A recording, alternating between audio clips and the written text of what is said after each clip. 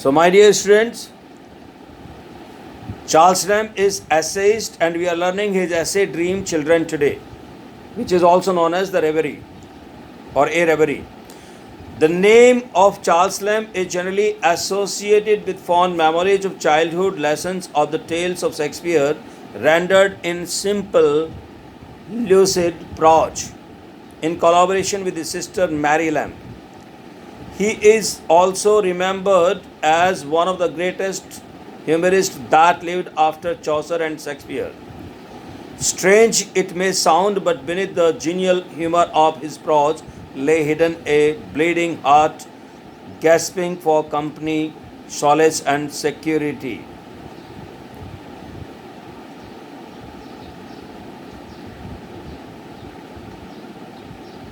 Charles Lamb was born in London on 10th February 1775.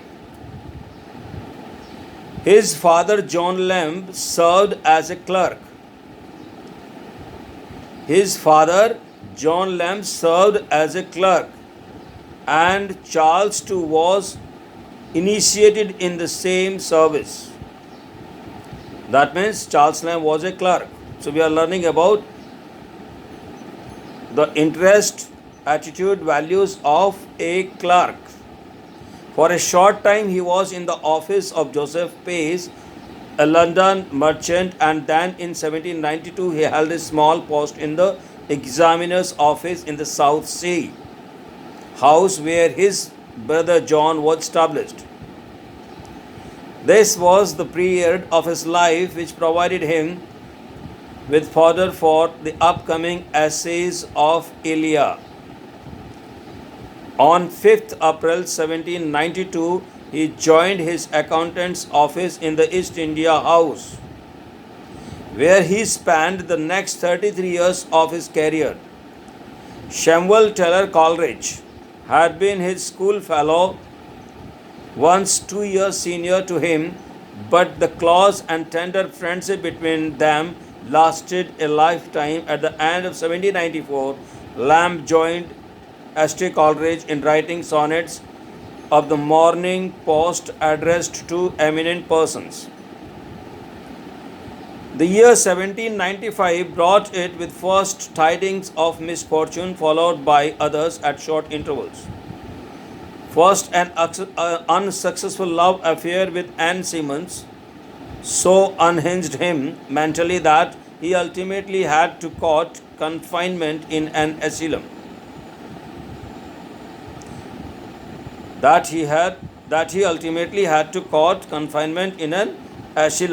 in the late summer of 1796, an overexertion followed by a seizure drove Mary, the sister of Charles, to stab her mother.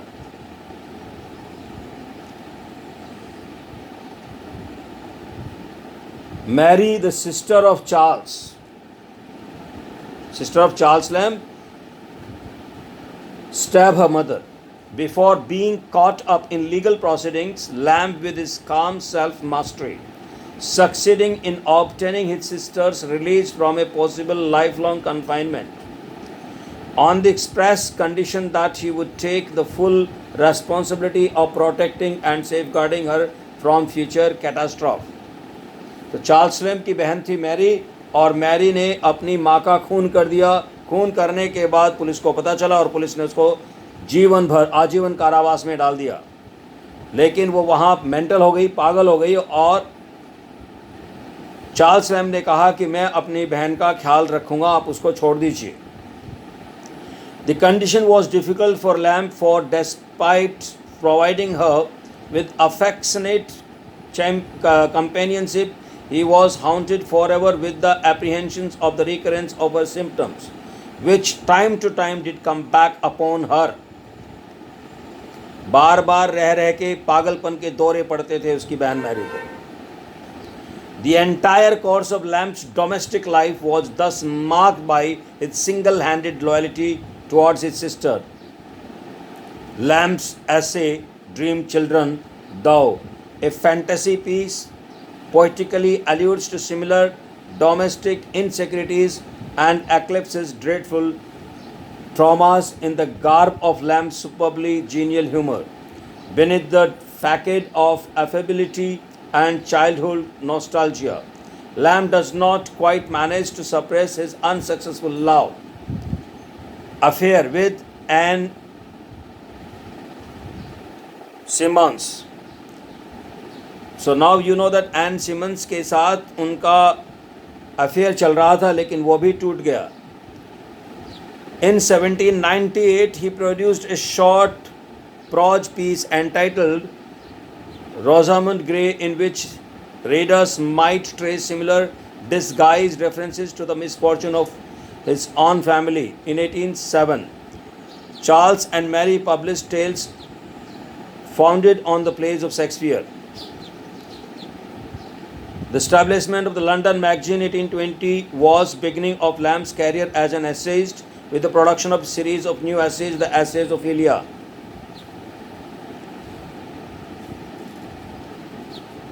Which has almost earned the reputation of a classic.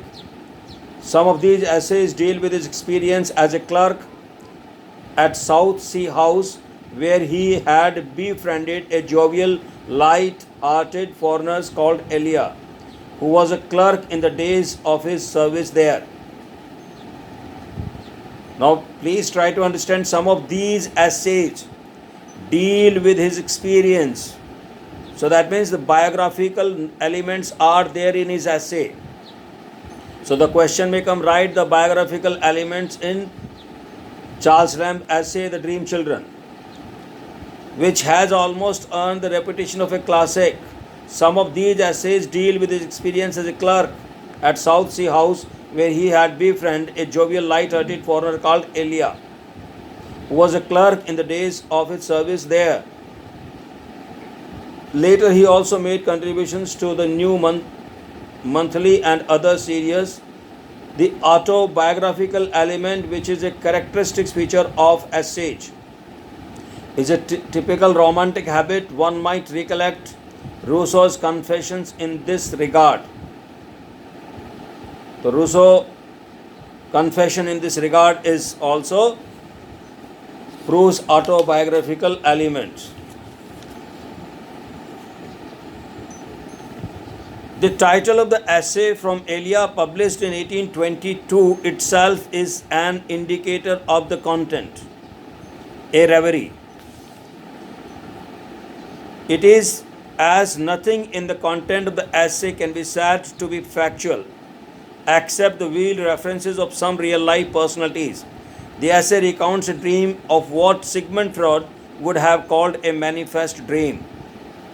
The essay is charged up with strong indicators of the intentionally individual, almost idiosyncratic personality of the author. The essay almost has no content. It is slight in substance and texture. It is just a reverie. Yet it has a moment and climax, almost in the manner of a dream, making a single impression.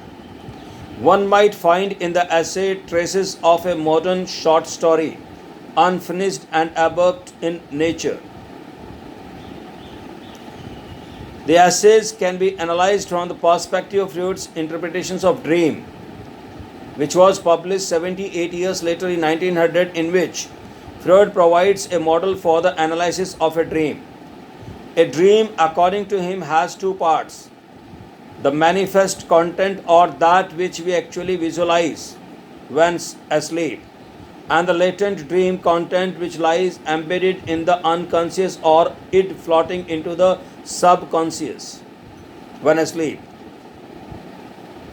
The latent dream content is nothing but the repressed and suppressed memories of the entire history of dreamer, memories of desire, fears, wishes, fantasies, and nightmares, which are either forgotten or repressed, and which do not find outlet in conscious life. But these latent repressions are rarely explicitly expressed in dreams. Instead, they go through a conjoined process of condensation and displacement. Condensation is the process through which vast amounts of psychic energy are compressed and the condensed into a manifest dream in the form of disparate illogical sequence of dream images of a very short duration, but which condenses the entire history of the personality. Displacement is the transformation of unwanted and unacceptable hearts, realities of actual life. Unwanted and unacceptable harsh realities of actual life into acceptable and sometimes opposite images in dreams, which ease the pressure piled up on the human mind. For example, in Charles Lamb's dream, there are references to children who do not have any real existence. उन बच्चों की बात हो रही है जिन बच्चों का अस्तित्व ही नहीं है, शादी हुई नहीं, पत्नी आई नहीं, बच्चे हो गए और उन बच्चों की बात हो रही है. For instance in lamps dream there are references to children who do not have any real existence. Charles Lamb never married. After his love for Anne Simon was never reciprocated, and Anne subsequently married the man of her choice. Anne Simon did not get married to Charles Lamb, and thus the question of children never arises. तो बच्चे होने का तो प्रश्न ही नहीं उठता है, तो बच्चे कहाँ से होंगे? That is why the title is Dream Children. सपनों के बच्चे, ऐसे बच्चे जिनके सौपन लिए गए हों, जो सपनों में ही बना दिए गए हों. And thus the question of children never arises. But in the reverie, Lamb fantasizes children of his dreams who do not call him father, but call another man Bertram. But in the reverie, Lamb fantasizes children of his dreams who do not call him father.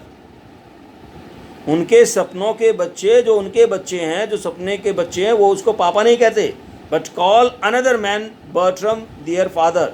लेकिन Bertram को अपना पापा मानते हैं. Thus the children are in a way Lamb's wish fulfillment through a dream, and his insecurities surrounding and find an outlet through the reference to another man, Bertram, who never appears in dream. Moreover, the reference to his brother John and his kindness in carrying his younger brother Charles upon his back when I was a lame-footed boy. When I was a lame-footed boy, a totally fictional, the dream of John being kind to him as an elder brother is again a displaced fantasy of the exact opposite image of what John had been in real life, as he was never kind or considerate to his younger brother. Thus, my dear student, thus the entire essay represents a reverie till the climax, where the children vanish into thin air with the words, "We are nothing, less than nothing, and dreams. We are only what might have been and must have upon the tedious shore of the millions of ages before we have existence and a name." Thus, the structure of the essay can be compared to the dream-like incoherent structure of Ashley Coleridge's poem Kubla Khan.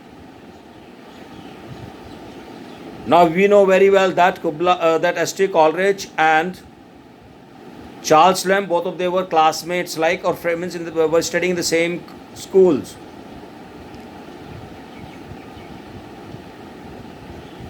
Samuel Taylor Coleridge poem Kubla Khan is also in the form of intoxication or dream.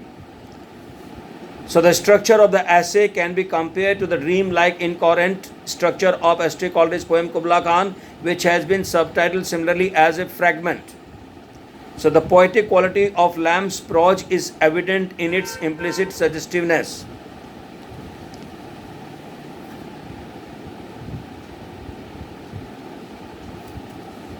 So my dear students, now we know what was written, what we are talking about. We are talking about an essay, and the name of the essay is Dream Children, which was written by Charles Lamb. We understood about the life of Charles Lamb. We have some information about the Charles Lamb biography and his classmates, his friends, his brothers, and his parents, and then what did he write when he wrote. We also have some discussion about this essay. Now we will see essay, what he has written in essay. Please pay attention. Children love to listen to stories about the elders.